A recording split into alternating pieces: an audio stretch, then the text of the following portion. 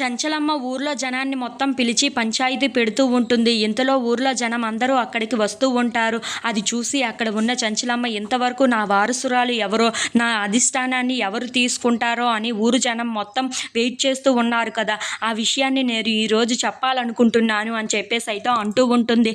ఆ మాటలు వినగానే ఊర్లో జనం మొత్తం ఎవరు ఎవరు అని చెప్పేసి అయితే అడుగుతూ ఉంటారు.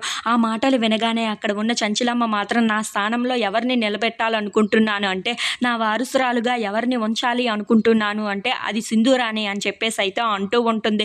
ఆ మాటలు వినగానే అక్కడ ఉన్న చంటి అయితే ఒక్కసారిగా షాక్ అయిపోతూ ఉంటాడు. ఇంతలో అక్కడ ఉన్న కేశవ అయితే చాలా సంతోషిస్తూ ఉంటాడు.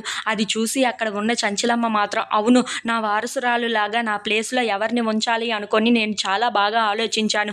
అలా ఉంచవలసింది సింధూరాణి, అది నా కోడల్ని మాత్రమే, నాలా ఆలోచించగలదు, నాలాగా అన్నీ చెయ్యగలదు అని చెప్పేసి అయితే అంటూ ఉంటుంది.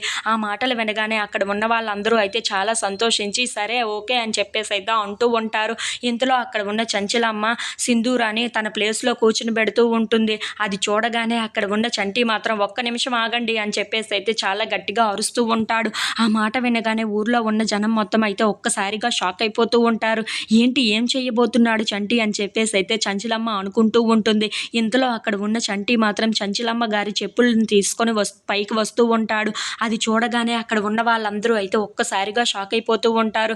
ఇంతలో అక్కడ ఉన్న చంటి మాత్రం ఆ చెప్పులను తీసుకొని వెళ్ళి ఆ కుర్చీ స్థానంలో పెడుతూ ఉంటాడు. అది చూడగానే అక్కడ ఉన్న చంచలమ్మ అయితే ఒక్కసారిగా షాక్ అయిపోయి చంటి ఏం చేస్తున్నాడు అని చెప్పేసి అయితే ఒక్కసారిగా షాక్ అయిపోయి అలా చూస్తూ ఉండిపోతుంది.